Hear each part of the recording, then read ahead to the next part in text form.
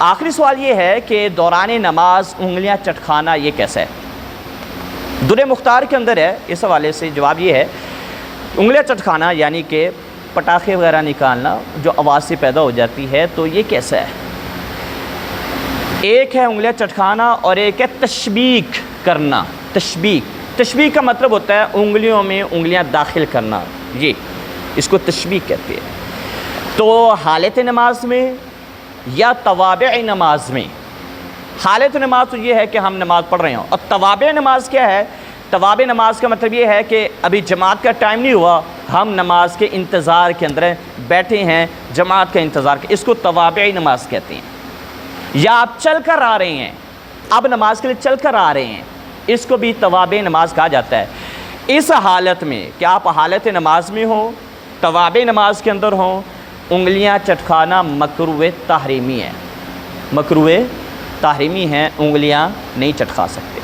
ہاں توابع نماز نہیں ہے، آپ اس کے علاوہ حالت میں ہیں، گھر میں بیٹھے ہوئے ہیں، تو اس صورت میں علماء کہتے ہیں کہ مکروہ تحریمی تو نہیں ہے لیکن مکروہ تنزیہی ہے، اس وقت جب کہ حاجت نہ ہو، اس کی کوئی بھی حاجت نہیں ہے، اور ایسے ہی آپ اس کو انگلیوں کو دبا رہے ہیں اور چٹخارے نکال رہے ہیں، یہ مکروہ تنزیہی ہے۔ ہاں الا یہ کہ کوئی حاجت ہو، آپ کی انگلی میں مسئلہ ہے، پین ہونا شروع ہو گیا کہ آپ جب تک یہ چٹخارا نہ نکالیں، اس کو دبائیں نہیں تو سکون نہیں آتا، یہ حاجت ہے۔ جب حاجت ہو تو پھر کیا ہے، بلا کراہت یہ جائز ہے۔ ادروائز حالت نماز میں، توابع نماز کے اندر انگلیاں چٹکھانا مکروہ تحریمی، عام حالت میں بلا حاجت مکروہ تنزیہی، اور عام حالت میں حاجت کے پیش نظر کیا ہے، بلا کراہت یہ جائز ہے۔ ہاں ایک یہ ہے کہ آپ رکوع میں جا رہے ہیں یا سجدے میں جا رہے ہیں تو آپ کے گھٹنوں وغیرہ میں آواز پیدا ہو جاتی ہے، دباؤ کی وجہ سے گھٹنوں وغیرہ میں آواز پیدا ہوگی، چٹخارا نکل گیا، تو یہ کیا ہے، یہ مکروہ نہیں ہے، یہ ناجائز نہیں ہے، اس پر آپ کو قدرت حاصل نہیں ہے۔ باقی کیا ہے، حالت نماز میں مکروہ تحریمی، توابع نماز میں مکروہ تحریمی، عام حالت میں حاجت کے پیش نظر جائز، اور بغیر حاجت کے کیا ہے، مکروہ تنزیہی ہے۔